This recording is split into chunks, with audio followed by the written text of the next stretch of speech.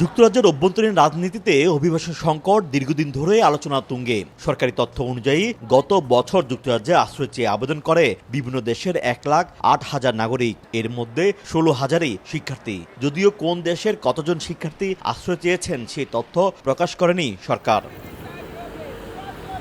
British home office জানিয়েছে, আশ্রয় প্রার্থীদের তালিকায় পাকিস্তান, শ্রীলঙ্কা ও নাইজেরিয়ার নাগরিকদের আধিক্য আছে। এই অবস্থায় সম্ভাব্য নতুন নীতিতে অভিবাসনের প্রক্রিয়া কঠোর করার দ্বার প্রান্তে ব্রিটিশ সরকার। এই নীতি বাস্তবায়িত হলে নেতিবাচক প্রভাব পড়তে পারে এসব দেশের নাগরিকদের উপর। আগের বছরগুলোতে অনেক বাংলাদেশী যুক্তরাজ্যের ভিসা শর্ত ভেঙে আশ্রয় প্রার্থী হন। এই কারণে বাংলাদেশও কঠোর নীতির আওতায় পড়ার ঝুঁকিতে থাকতে পারে বলে ধারণা অভিবাসন বিশেষজ্ঞদের। স্টুডেন্ট বা অনেক ইমিগ্রেন্টকে দেখেছি তারা ইউকেতে ঢোকার পর কোনোভাবে ক্যালিস পোর্ট ইউজ করে, ঠিক আছে, দেখা যায় যে অন্য দেশে চলে যাচ্ছে। সো এই জিনিসগুলো কিন্তু আসলে দেশের জন্য অ্যালার্মিং, এবং আমি সারপ্রাইজ হব না যদি এই ধরনের ঘটনা ঘটে যে বাংলাদেশ বা অন্যান্য কান্ট্রিগুলোর দেশের ক্ষেত্রে যদি সেম রেস্ট্রিকশনগুলো আসে।